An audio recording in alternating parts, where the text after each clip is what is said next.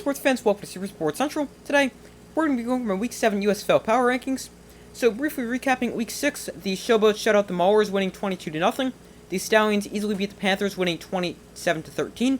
The Stars upset the Breakers, winning 16-10. And the Gamblers beat the Generals by a score of 16-10. So, this week's rankings, at number 8, I've got the Michigan Panthers. So, they lost another game. They now fall to 2-4 on the season after a promising 2-0 start. They remain the worst team in the USFL, and in my power rankings at number 8. They're also 0-4 on the season, and they've also played 4 straight home games. Now, they don't have another home game until Week 10, so let's see if it really is a forward-field curse, or if the Panthers are just bad, and we'll find out in the upcoming weeks. So now, the Panthers, they weren't terrible in their loss to the Stallions, even though the final score didn't look great, 27-13. The Panthers, they moved the ball on offense, they just weren't able to score, and they also had several key mistakes, such as mismanaging the clock at the end of the first half, and the Panthers were only 1 for 3 in the red zone, and their offense as a team has not been great for the majority of the season. Now, defensively for the Panthers, they were not good. They allowed 27 points, over 300 total yards, and almost 200 rushing yards. And now, as bad as the Panthers they've been over the past few weeks, they still actually have a chance to make the playoffs.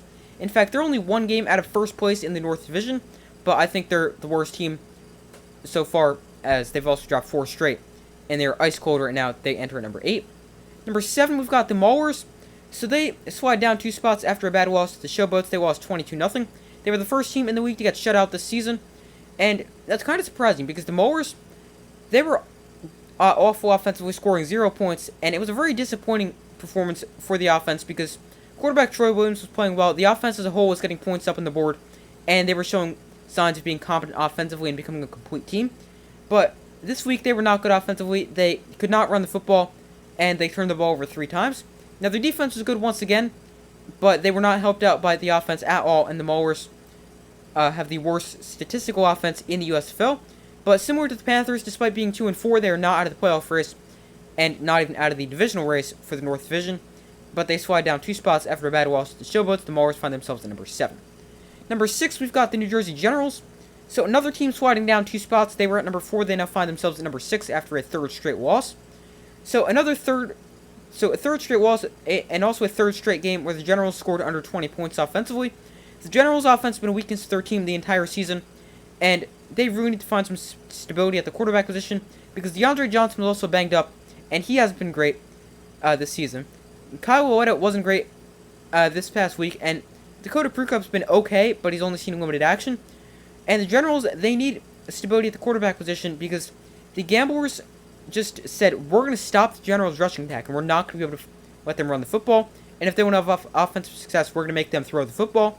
And I think we could definitely see more teams in the USFL do that strategy where they say, we're not going to let the Generals run the football. If they want to beat us offensively, they need to throw the football. And if they do that, then the Generals are going to need a good passing attack and good quarterback play, something they have not had so far this season. In fact, we've seen 6 weeks of the season, and the Generals have still not had a 200-yard passer in a single game. Now, the Generals' defense was fantastic once again, and they're the best scoring defense in the USFL, and they're exactly like the Maulers. Elite defense, offense that has struggled and is severely holding the team back, but the Generals are above the Maulers due to a head-to-head win so far this season, and the Generals, they enter number 6. Number 5 is the Philadelphia Stars, so another team moving 2 spots. This time the Stars 2 spots in the positive direction. They find themselves at number 5 after being number 7 last week. So they now find themselves shockingly atop the North Division after a 16-10 win over the Breakers. Their offense still wasn't great, but their offensive line played better, not allowing a sack and also allowing the Stars to run the football. In fact, they rushed for over 100 yards for the first time in the season. Now, the Stars' defense was a huge reason they were able to get the win because they forced McCall Buffalo-Thompson to 2 interceptions and held him to just 190 total yards, or 190 passing yards, sorry. And also, they held the Breakers' high-scoring offense to just 10 points.